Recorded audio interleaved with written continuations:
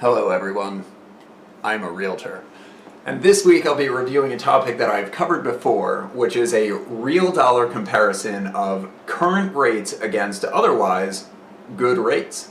It deserves to be covered again not only because of the historically advantageous circumstances surrounding one of the most important external factors when considering the purchase or sale of real estate, but because the last time I covered this topic, all I had was a whiteboard.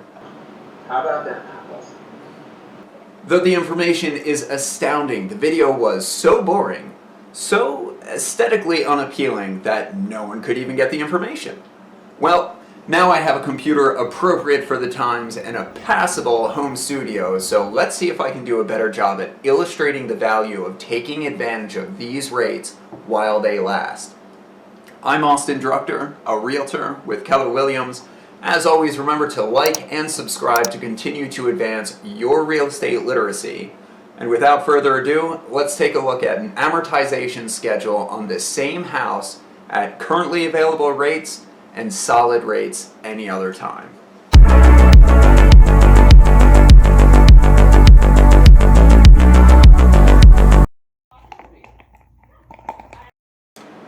What I have here are two amortization schedules that Mr. Zach Bonner of Cornerstone Lending was so kind as to run for me. Each for a $300,000 home, each with 20% down, but one is at 2.6%, a rate that with good credit you can get right now, and the other at 5.5%, a solid rate most of the time. By the way, if you own your home and just heard 5.5% and thought, damn, that's better than what I'm paying, I would strongly advise you have a conversation with Zach. He's getting refis right now at 1.999, and it's worth the talk. It's like free money.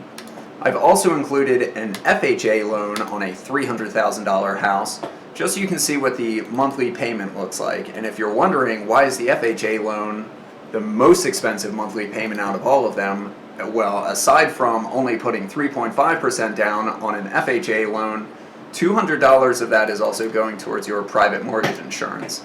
Now I know that these documents are super boring to look at, but fear not, because I have prepared a PowerPoint.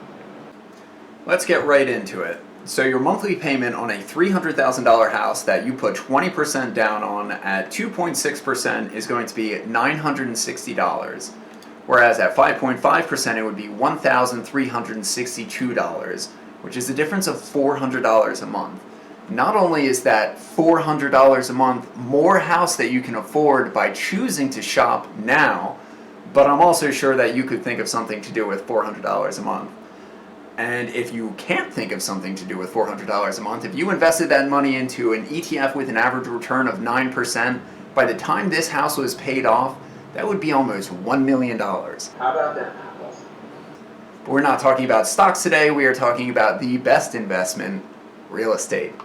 So I've got these numbers forecasted out to the end of this year, the end of 2026, and the end of 2031. And the reason for that is that most people are going to be looking to make a move somewhere around this 7 to 10 year mark. So that's how far I have it out to. And we're going to be looking at the difference between the principal and the interest. The principal is how much you've paid towards the actual amount that you've borrowed. This is your equity in the property, versus the interest, of course, is what you're paying the bank for them having loaned you the money to purchase this house to begin with. So it's not important that I read to you every single one of these numbers, but you can pause it and read it if you are so inclined. What is important is the difference. So if we look at the difference at the end of 2026, you will have paid almost $12,000 more towards your principal. It's $12,000 more equity in your home in just 5 years, and you will have saved almost $41,000 in interest, all of which is money that you would never have seen again. By the end of 2031, that becomes almost $20,000 more equity in your house, and almost $73,000 that you didn't pay to the bank.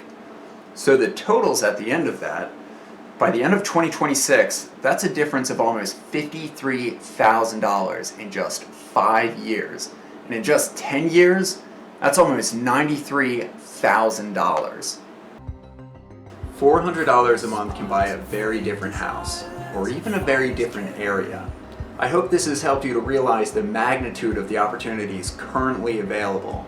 And if you need a hand creating an actionable plan to capitalize on those opportunities, then let's talk it out. And if you're ready to see what your buying power is or to see financing options, let me get you in touch with Zach and let's make it happen.